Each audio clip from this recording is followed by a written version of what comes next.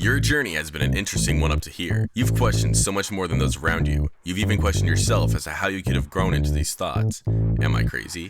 When did I begin to think differently? Why do people in general appear so limited in their thought process? Rest assured, you are not alone. The world is slowly waking up to what you already know inside, yet can't quite verbalize. Welcome to the Spiritual Dope Podcast, the show that answers the questions you never even knew to ask, but needed the answers to. Questions about you, this world, the people in it. Most importantly, how do I proceed now moving forward? We don't claim to have all the answers, but we sure do love living in the question. Time for another hit of Spiritual Dope with your host, Brandon Henley. Let's get right into today's episode. Hey there, Spiritual Dope. I'm on here today with Hince. When Ann was 19, she woke up one morning to find her mother dead in her bathroom. 20 years later, the tears from that trauma were still just under the surface. Ann found a simple technique that helped her release these emotions, but she went further and now can put her awareness inside her body, what she calls insight or inward sight. Ann has found that seeking out our truth, what we truly feel, and accepting those feelings is the key to inner peace. Ann, thanks for hopping on today. I know it sounds dark, but I think we end up in a good place. Absolutely. Yes. Fantastic. And thanks for checking out. We were talking a little bit here earlier. You checked out a couple of the podcasts, and you know that I like to start these off with the whole idea that we're conduits for source energy, right? There's somebody that's listening to this podcast today that's going to pick up a message that can only be delivered by you, through you, from source energy today. What is that message that's coming through today?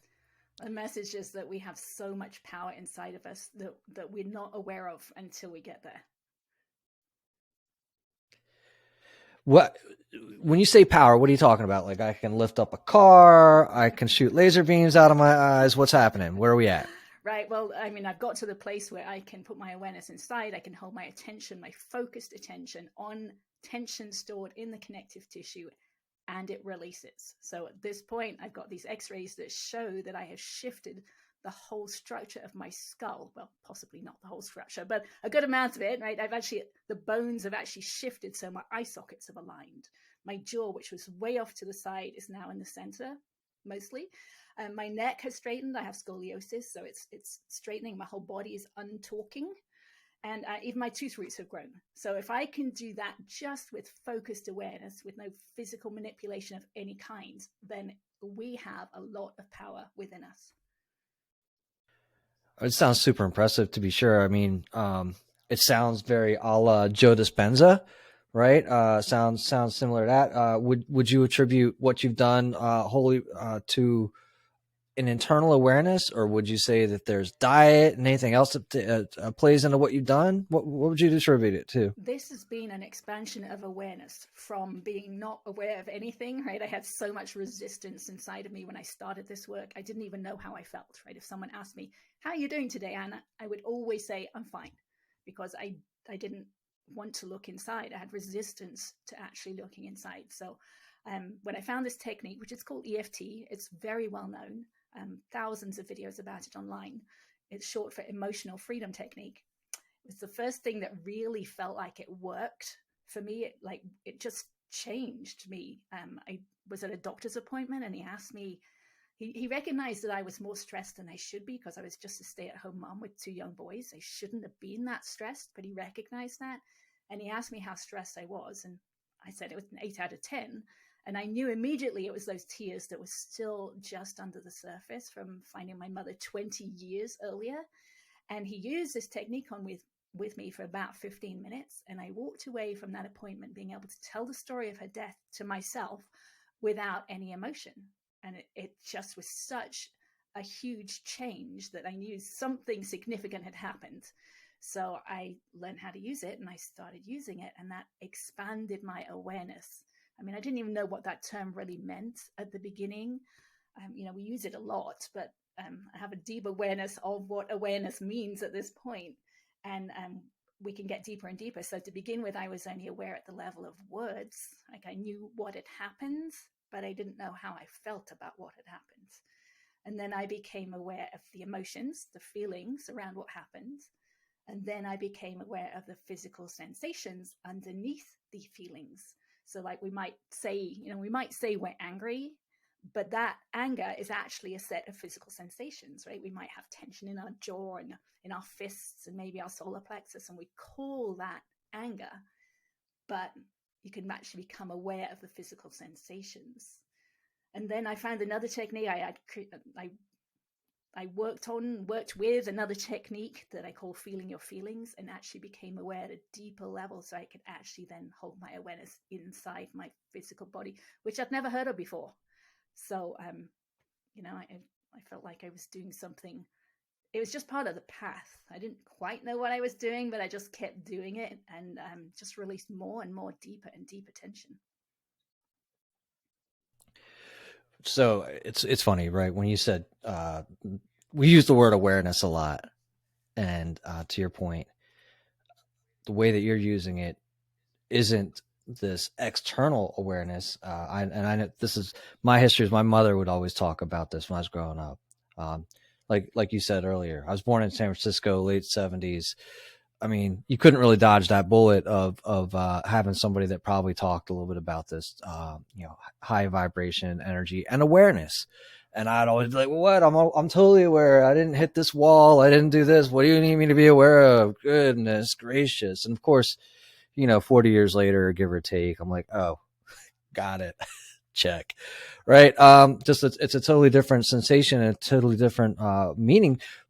But I'd love to hear what you mean when you say awareness, just so that somebody else listening hears your interpretation of that. Sure. It's what we are aware of. So I have a good example of this. Before COVID, I used to have a group, and we would meet weekly. And at the beginning of the group, we'd all sit in a circle and close our eyes, and I would play a series of chimes. And everyone was just supposed to listen. And at the end, everyone would open their eyes and they would say their experience. So the people who had the least awareness would just hear the chimes with their ears. Other people would hear the chimes with their ears, but also feel the vibrations, the sound vibrations inside part of their body. And then at the other end of the spectrum, people would feel those sensations deep inside and throughout their body. And there's different levels of awareness. So once you know that, then the people who only hear the sounds with their ears, they know there's another level of awareness that they can attain. And the people on the other end who already have that depth of awareness can then understand that there are people who don't have that awareness, right? So we all live in this world with a different level of awareness, just with sounds. But it's also with subjects, right? If we're really emotional about some subject, and there's many subjects around these days, right? Just think about abortion or race or vaccines, any of those things. We're emotional around it, and we often then can't step back into awareness around it. We get stuck in that emotion. But something that we're not emotionally attached to, we can actually stand back and say, okay, I know why this is happening. I can see the bigger picture. So that's from a place of more awareness. So the awareness now that I developed on the inside actually reflects to the outside. So, that phrase, as within, so without, it's absolutely true. So the awareness you're talking about from the 70s, that is just the external awareness. Well, no. The stuff she meant in the '70s, right? From exactly the internal. She meant the internal awareness. Like you only had the awareness. Me, I didn't. I was still. Like again, I was like, oh, just don't bump into the wall. I got it. I'm good. She's totally aware. But I think, that's our Western culture and immediate upbringing. A lot of us never advanced past that into this internal awareness that you're talking about. And we continue to believe that it's these external things that we're seeing that create what we feel on the inside, right? You talked a little bit too about, the feeling our feel. I love how too, you grouped the physical sensations to the feeling. I've never heard that done before. I always think about definitely, different lines of our way of thinking into subsets of like code and objects, but you've taken these different feelings like, ooh, I'm clenched up and my gut's all tight and all this other, that's anger. Right. And being able to do that. So I think that's awesome. And being able to feel your feelings. This is, I think I listened to yours earlier. it took you a while to feel feelings. And, I don't know if you knew, like, prior to finding your mother dead, right? Did you feel feelings and then you had that trauma and then just kind of shut down No, I and think then reestablish, think connection with your I think feelings, I had enough years trauma. later? Is that kind of what I happened? think I had enough trauma. Both my parents were alcoholics, so I walked on Mm. eggshells for many many years in childhood. So I was well shut down by that point already. Yeah. So Oh, when I wow. started to try and learn how to feel my feelings, like it was foreign to me because I had suppressed them for decades. And I think most of us have, maybe not all of us, but I certainly had. So to actually try and get in touch with those feelings and allow them to be there, because they would want to hide, right? The feelings, the physical sensations would want to disappear. They didn't want me seeing them on any level. So No, I get it. I'm 100% familiar, right? The whole idea of just not even being able to tell somebody what you're feeling, or to know that you want to feel something else, that what you're feeling, as long as you're not feeling upset and as long as you're not feeling mad, then you must be feeling okay, right? And there's a whole bunch of stuff in between that, that I think that we shut off from, and we were taught to do that, I guess, kind of growing up, right? wow. Good and bad. I mean, I've witnessed it. I've actually accidentally done it to my own child, right? Where, telling them not to laugh. I think at a dinner table, like once for like, it was dinner. I forget what was going on, but it's just like, all right, buddy, there's a time and a place. And like years later, I would find him like trying to hold back. I was like, why are you like holding back your laughter? He goes, well, you told me when I was 5 that I wasn't supposed to laugh. I was like, I didn't mean forever.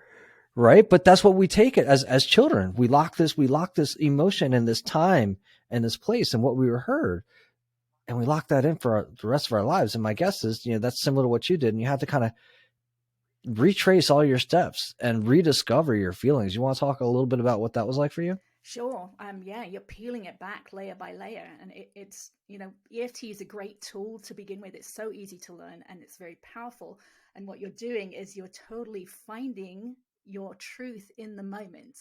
And, like we just said, I was talking more about the physical, but even on the words, the emotions, like it's hard to find your truth because it doesn't want to be seen. So, the EFT, which is where you're just tapping on the ends of meridian points as you're talking through things, it just allows the energy to dissipate out of the body. And then the truth becomes easier to see. So that's kind of the expansion of the awareness. And as I started to do it and I went through all my childhood traumas that I could remember. I just tapped through them all, one each day. And I found my mind becoming quiet, that was really my goal. My goal was inner peace because I was very reactionary and my mind was busy all the time and I just wanted some relief from it.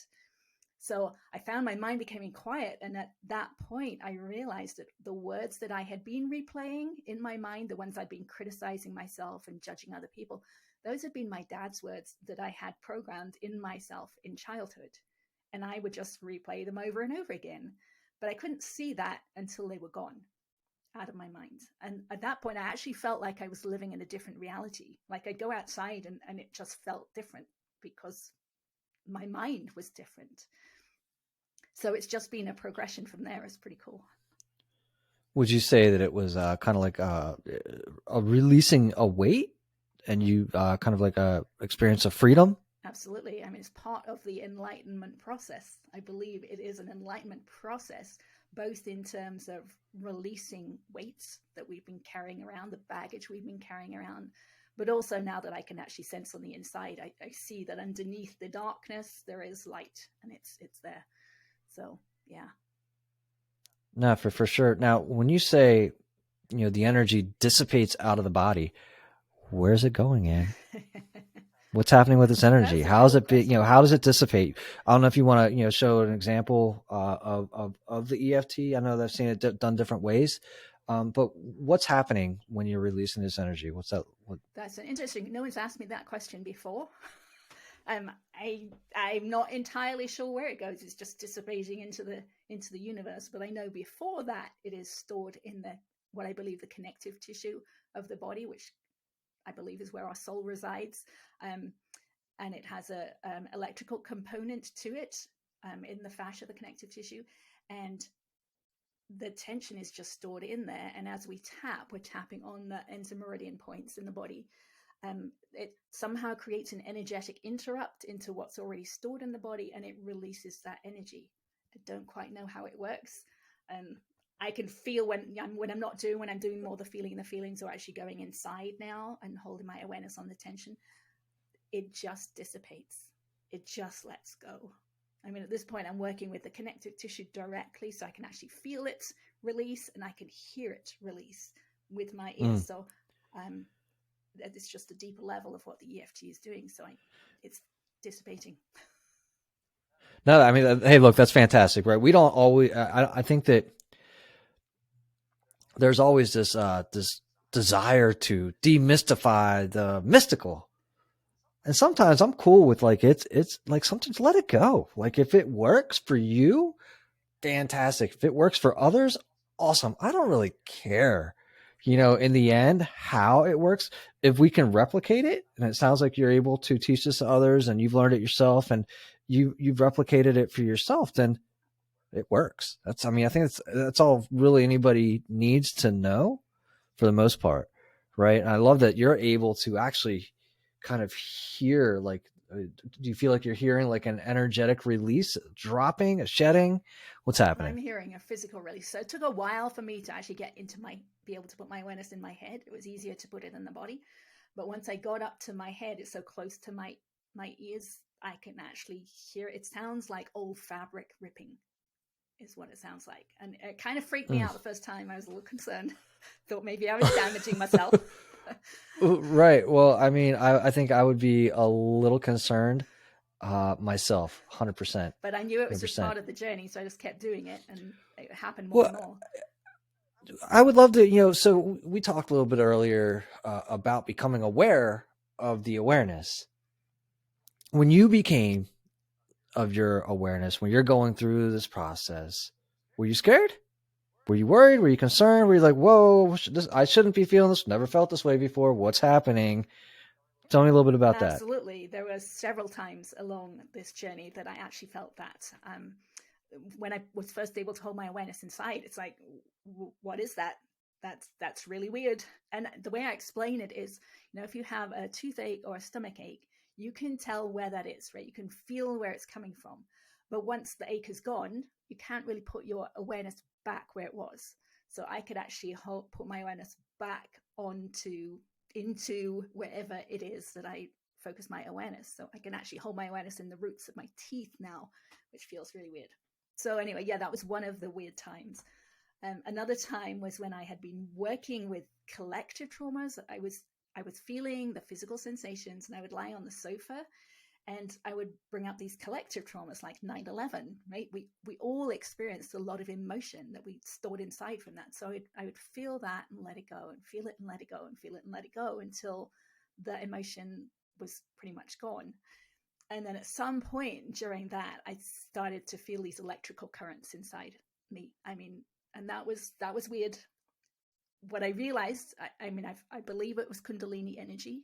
I experienced it for months. I could move it up and down my spine. It was really cool. But to begin with, it was a really weird thing. And I realized that it was that I was releasing so much physical tension so rapidly that my body had to release it in a different way. And it was releasing it through electrical something or other.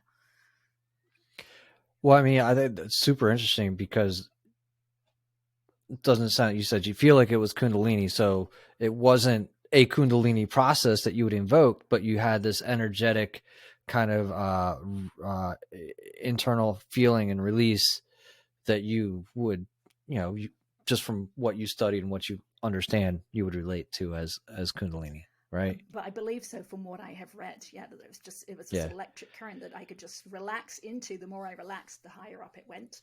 And I believe no one else around me could feel it. But, well, that's awesome. I mean, I think that so if I were to look back at, wow, the only real awakening experience that I've had was real similar. That whole body energy, just like super high. and being like, what's happening? Shouldn't, like, I don't know if I'm supposed to be feeling this. Should I talk to somebody about this? Ooh, what do I tell my wife? Right. Like, I mean, for me, that was scary. That's part of my story. And so it's just always interesting to hear, so who did you have conversations with about this? These awakening experiences are becoming more and more aware, or is it something you kept quiet? Talk to us a little bit about that. Yeah, I didn't really, I mean, I talked to a few good friends who were kind of on the same path, but no one I spoke to had experienced the same things. So that's why I believe what I am experiencing is the original meaning of the word insight, right? Being able to see within, inward sight. It makes total sense to me, but I've never heard anyone else talk about it that way. We hear people say, look inside. But when they say that, they're really thinking, look inside the mind. But when I'm doing this, I'm outside the mind. I'm actually, well, I'm outside the thinking mind, but I might be inside the feeling or the sensing mind. No, I love that. So let's talk about that. I know that I am consistently told with every energy worker I go and see that my heart is closed and that I'm in my head. Right. And it's all about, how do we get out of the thinking mind and get in touch and sit with, I know you keep saying feel the feelings, but sit with are you saying sit with your feelings or sit with your emotions, sit with your bodies? Explain that a little bit for us. Sure. Yeah. And the words feelings and emotion get confused in our world. I tend to think of emotions as the word, right? We use the word sadness for a set of physical feelings or physical sensations. So with EFT, with tapping, you are focusing on the emotion, right? So I might be tapping on feeling sadness, but then you can get to the physical sensations underneath that. So sadness, maybe you're feeling it somewhere in your chest or maybe the heart, right? Maybe that area. Maybe there's physical sensations that you're associating to the feeling of sadness, the emotion of sadness, right? So when I'm feeling the feelings, I'm focusing on those physical sensations. I'm not thinking about them. I'm focusing on feeling what they feel like in the body, right? Do you get the difference there? Okay. So then I'm focusing on that feeling, holding it there, trying to just allow that feeling to stay there because it's just stuck energy. It wants to get out the body, right? But we've held it in sometimes for many decades. And so it doesn't know how to get out. So we're just holding awareness on it, attention on it long enough that there is a shift. And I tend to find that shift happens when I need to take a deep breath. And then I let the breath out. And then I think the thought again that had the feeling, the sadness, and see if it feels the same. And if maybe it's shifted somewhere else, maybe it's decreased somewhat. And I do the same thing. Feel those sensations, not thinking about them, but feeling them. And then they'll shift again, and do that over and over again. And then the thoughts becomes independent from the emotion. There's no longer any emotion behind the thought. And there's freedom there. Right. I'm trying to process it in one sec, because it took me a long time, I think, to even, connect with my head to the feeling, right? The emotion. And now you're telling me that I gotta separate the feeling from the emotion. They're two different things, right? There's like, and the feeling, the emotion is a group of the feelings and they're physical, right? Just so that, because right now, mentally, I'm just, pulling it apart so that, I can, try to put this into practice myself. Right. And what's that look like? I definitely, like I said, took a while to go get a little bit out of my head to even connect with my feelings or emotions. Be like, because I'd had somebody ask me once, like Brandon, I hear you talking, but I don't hear any emotional words or any emotion geared towards that. I was like, he's right. I don't like nothing. And so it took me a while just to even establish the idea of different emotions, like I was talking about earlier, outside of like, if I'm not angry, good. If I'm like not crying, great. Everything else in between, I mean, I don't know. I literally no idea what are the rest of what's that range. And I would leverage I leverage the Pluchik wheel myself. It's just a different range of emotions. Not sure if you're familiar with it. I love it. I'll share a link with it you later, but it tells you all the different emotions and kind of where they lay in kind of like anger is kind of like the base of a whole bunch of other emotions, right? And then there's intersections between anger and yada yada. I'm not a specialist, but so we now got like, and I love it, right? Feelings are stuck energy, and so EFT is a way to then, you know, you're tapping your body and you're trying to get this stuck emotion to get on moving, right? And you can use this. Sounds like you can use it with feelings and emotions and trauma. But as far as I understand, you've also been using it in the law of attraction space. How does that work? Okay, can we come back to that? Let me just, I want to say one thing Yes, about ma'am. the emotions and the feelings. No. So remind me to come back. This is, Sure. remember, it starts in childhood, right? We will see a child who's holding themselves tense. Maybe they've got the facial expression of anger, and we tell them, oh, you're angry. And at that point, they start to use the word anger and they disassociate from those physical sensations, right? So we're reversing that process.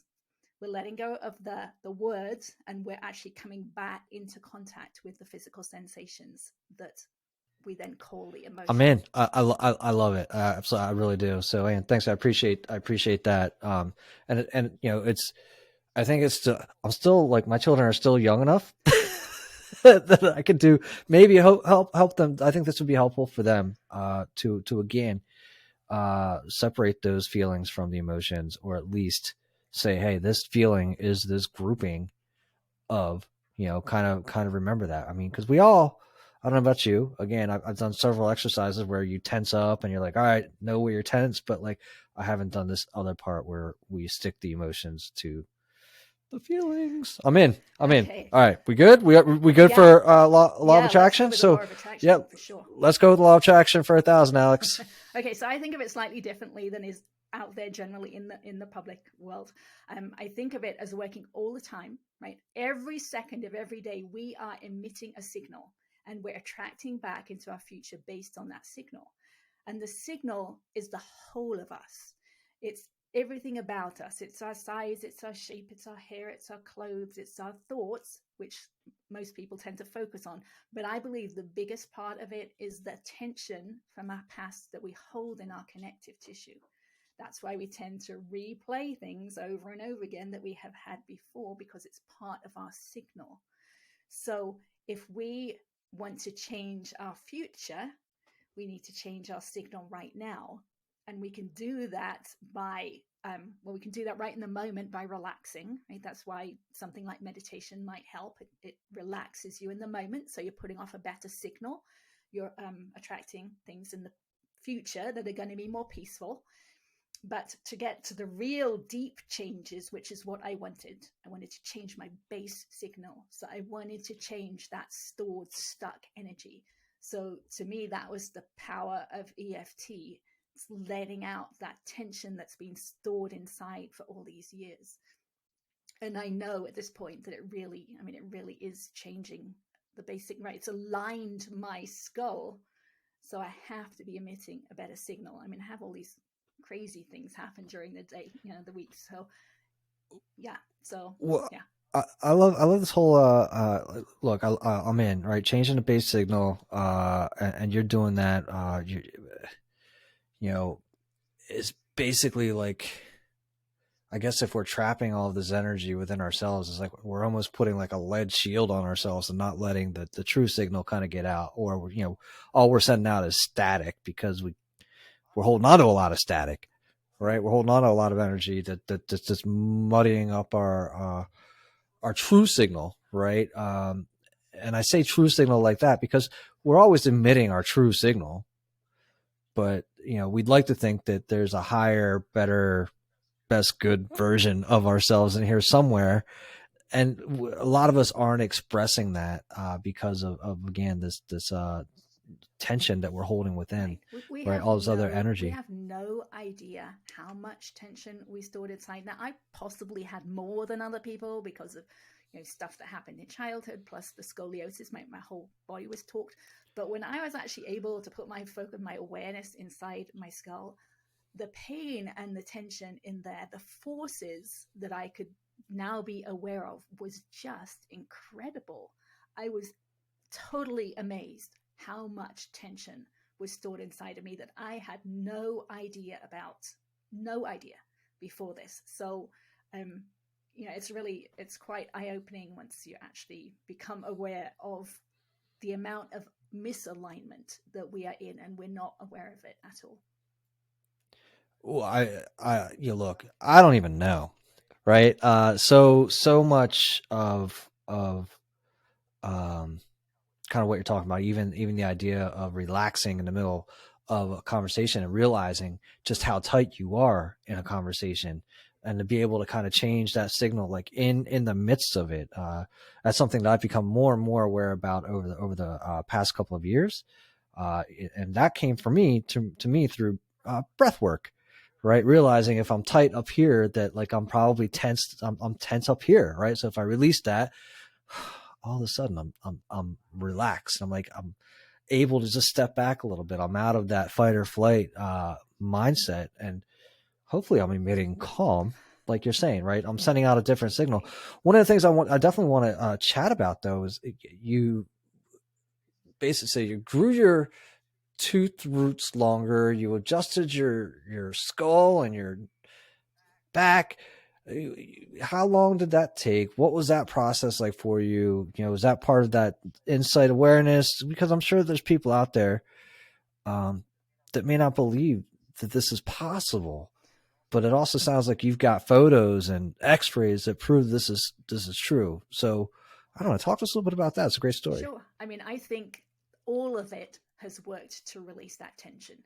I only got the X-rays recently, so if I'd got them 2 or 3 years ago, before I was actually able to sense inside, those changes would have been there probably somewhat, I would think, already. It feels like it's exponential, so the release of tension feels like it gets faster and faster. So, at this point where I am putting my awareness on the inside, I feel the tension releasing. I've actually felt the bones shift, which is another one of those scary things. But I know it's all good. It's all happening the way it's supposed to happen. But I don't think I couldn't have done that at the beginning. Right? It's a journey that I don't think you can step into this point without going through those first few steps, just that expansion of awareness. But yeah, I do have X-rays. I had X-rays taken this year for orthodontic work. That's the reason I had them. I had one similar one 8 years ago, so that's why I have the photographic evidence, and it blew me away when I saw it. I Wow. Just the way the middle of my skull is kind of opened up. So it's possible. Did the dentist come up to you and say, "What have you been doing?" No, the dentist didn't actually see them. It was just the X-ray technician. But yeah, she got it. She didn't really look at them in depth. She actually looked more at the soft tissue and asked me if I was an athlete, which I laughed at because I'm not. Well, that's great. I mean, that's great. That means something's working. Here's another good one that you've got on your site. And I bring this up because my wife and I were hanging out over Thanksgiving, and we were talking with my mother-in-law just kind of about energy work. We've been going to acupuncture and yoga and all the spiritual stuff, which, is newer in this household. And with my in-laws, at least the conversation, and she goes, well, I never experienced like my third eye opening. Right. How does somebody know that that's been open? Like, what is that process, or what's that awareness look like? Yeah, there's so much information out there in the internet about third eye opening. I only have my experience to go through, which was being able to see or sense on the inside. And I know I'm looking from the middle of my skull. So it could be the pineal gland. I don't know for sure. I just know I can sense what's above, what's in front, what's behind, what's below. So it's somewhere there. And it's loosening up, right? To begin with, I could only put my awareness inside and not really move it around very much. But now I can move it around. I can do it with my eyes open or my eyes closed. And each time I'm working it more, I think it's letting go of some bonds that's holding it tight. So it's just making it easier to move. I know it's really hard to understand. Well, I mean, is it like, am I using a joystick? Am I moving it around? Is it like, you know, I'm very video gaming friendly, and like, you know, so is it like, is it similar to that? I mean, describe what it's like, I guess, to be able to move this awareness around. Is it like moving around with a camera? I guess it could be counted like that. I mean, you can put, right, can you put your awareness on your kneecap? Right on the skin Done. of your kneecap. Right there. Now I've got move your awareness up over onto the top of your thigh and move it up your thigh. Okay. Yeah. I'm just doing that inside the body. Got it. You know, I think since you bring it up, like, I think Headspace, I'm not sure if you're familiar with the Headspace app. He has a couple exercises that are real similar to that. So if I were to go back and look at that, and being able, I don't think that he ever called it moving your awareness around inside, but the way that you're discussing it, I have gone through that process. Now I have to go back and practice more so that I can fix things that are wrong inside of me. Or maybe they're not wrong, right? We got to be all LOA specific, well, right? This whole process has been working with the negative. Right? I really disagree with the positive thinking thing, because whenever you do that, you're suppressing what's actually there. Right. So, but could I just say that if I were to, you know, allow me my little thing here. So not so much the positive thinking, right? But it's just something that needs more attention and nurturing that hasn't gotten the attention. Hasn't gotten I haven't been aware of it. I just haven't, you know, I've been looking for the quick Western fix, the acute fix, and I haven't given it the holistic fix that it needs. Right. So it's not wrong. You're right. It's not wrong. It is stuck energy. It's something we haven't looked at before. It's something that's been hidden, and we just need to give it more attention and let it pass through. Okay. And thanks for sharing that, because I think that inner awareness is something that, you know, it's innate, right? But it's something that we don't give attention to, right?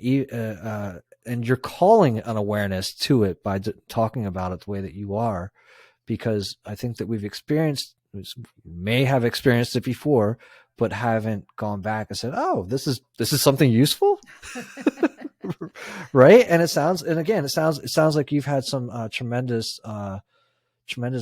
real life impacting changes because of this. So that's amazing.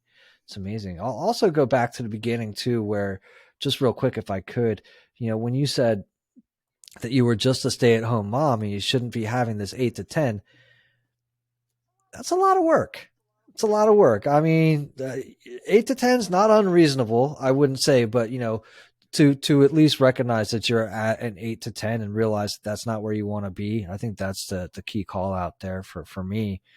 Because listen, it's a job, it's a lot of work. And if you don't have, I think that we as human beings were really meant to grow up and be raised in more of a community environment. And I think that without that, parenting is a real challenge. If we don't have some type of community around us, if we don't have some type of support, you need a break. Right? You need those breaks. You need support from others. You need to be able to turn to others who are going through the same thing as you and not feel alone. So my guess is there was a lot of that going on for you as well, to be at an 8 to 10, Yeah. right? I mean, I would see other Yeah. mothers at school who were so calm, and Yeah. I so wanted to be like they were. And I Well, knew look, things changed when I had another parent come up to me and said that she would like to be as calm as I am. So there that's you when I go. knew things had really shifted. There you go. There you go. And so you've been able to teach this. You've also got a book out. I don't know if you want to share the title of that book and where others might be able to go out and get the book, and just talk a little bit about what they might find inside the book. Sure. It's called A Pathway to Insight, and it's found on Amazon, or you can have your local bookstore order it. And I talk about the law of attraction. I talk about how we store that tension inside of us in childhood, and just my explanation of how I believe it all works. And then I go through the different steps that I went through and explain what I did, the weird things that happened along the way, and examples or ideas that you can do if you wanted to do the same thing. That's awesome. And one of the things I always like to find out is, like, how are the people that are closest to you, your family, your friends, how have they responded to you working with the energy field and your third eye and all this, this other jazz? Now you're in California, so they're probably like, cool, why don't you come over and have a mimosa and we'll talk more about it. So, tell me a little bit about what the reception of that's been like, and if there's been any fear about kind of coming out as spiritual. What has that been like, and what's that been like? Yeah, that's an interesting question. I have a close group of friends, a group that we meet weekly, and we talk about this kind of stuff. And without them, it would be much more difficult. So my family are not really into this, so I don't really discuss it with them, and that's okay. That was part of the process. Part of the process is letting things be okay and letting go of the emotions around other things. And I can only change myself, and if I become more peaceful, then the interactions become more peaceful. So it's all good. Yeah, it's an important tip to realize that just because you've kind of hit this space for yourself, everybody else isn't coming with you. Right? And that's okay. And to be okay with it, because I think that's a real big one, is just like, hey, I'm feeling this way. You should feel this way too. This is amazing. Let's all talk about it. Oh, don't worry about it. It's going to be great. And they're like, no, thank you. And you're like, I don't get it. It doesn't make any sense. And you've got to let go of that, right? Just letting go of that, because otherwise it's going to be more stored and stuck emotion, more stuck energy, right? Because you're going to be all tense and like, why aren't you coming? You should be here with me. Absolutely. Great. I appreciate it. Well, hey, look, we're at this little point here where I like to call it like a little bit of like a spiritual speed dating, as it were. And so are you okay if I go ahead and ask you one or two questions? So, yeah. All right. So let's see, what have we got here? Spiritual speed dating. Bachelorette number 1. Why is there poverty and suffering in the world if we're all so connected and loving? And because we were all programmed in childhood, and we keep replaying the same thing over and over again. Programmed for poverty and suffering? Well, if we grow up, if that's the experience we have as we're growing up, right? We program ourselves in those first 7 years. So if we grow up in poverty, we keep attracting the same thing over and over again until we let it go, and then we can move on and expand. Yeah, I suppose if you don't know that there's like another channel to turn to, you never change the channel. Right. Or you don't know how to change the channel, right? Most of this is subconscious, right? We don't realize that we're replaying the same thoughts over and over again, right? Like with my dad, I didn't know his voice was in my head until I had gone beyond that. No, that's true. That's true. I like it. I like it. Let's see here. Well, since we're doing like EFT and we're doing like which is emotions and tapping. If you're not watching and you're listening in on the podcast, I'm curious. I don't think I've used this one yet. Non-verbally, by motion or gesture only, act out what you believe to be the current condition of the world. Oh my goodness. Go ahead, I'm give it a not sure I shot. can do it without words because there's a huge variety, right? I think we are There you go. we're bringing You up, did it. You did it once. we're bringing up all this stuff that has been stuck inside of us. Yeah. Yeah. Well, look, so just for the listener, big expansive hands, right? Kind of just like a blowing up and a bringing up, right? So I like it. It's good. It's good. I've never used it before. It's fun. It's fun. We'll get one last one. We'll get one last one in here. Anne, what would you say that it is? You talked about kind of, stepping into their, realizing how powerful we are, right? What is it that prevents most people from realizing their powers? Resistance. And I almost feel like it is a, electrical resistance. And we get cut off in childhood and we don't realize we can get beyond it. So we don't know what we don't know. Right? It's a great thing. Takes some thinking about, but we have to really want to change. There has to be some spark that says, yes, I got to change. I'm going to do something about it. There has to be something that pushes you to start looking. And then you can start to see.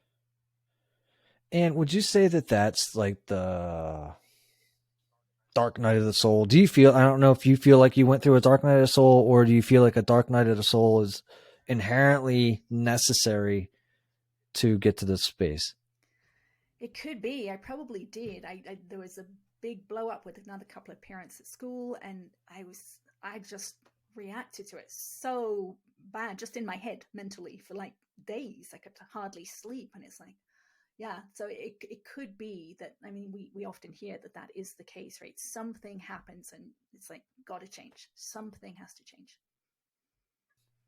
Yeah, no, thank you. I mean, I always wonder.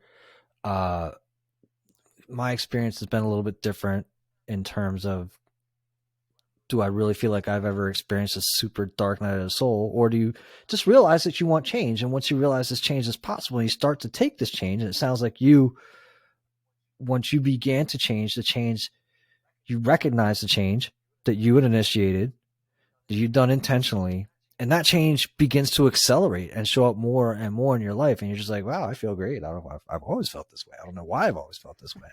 Right. But, so I was simply curious. Yeah. So, and is there anything else that you'd like to hit on for our listeners today that you'd like to share?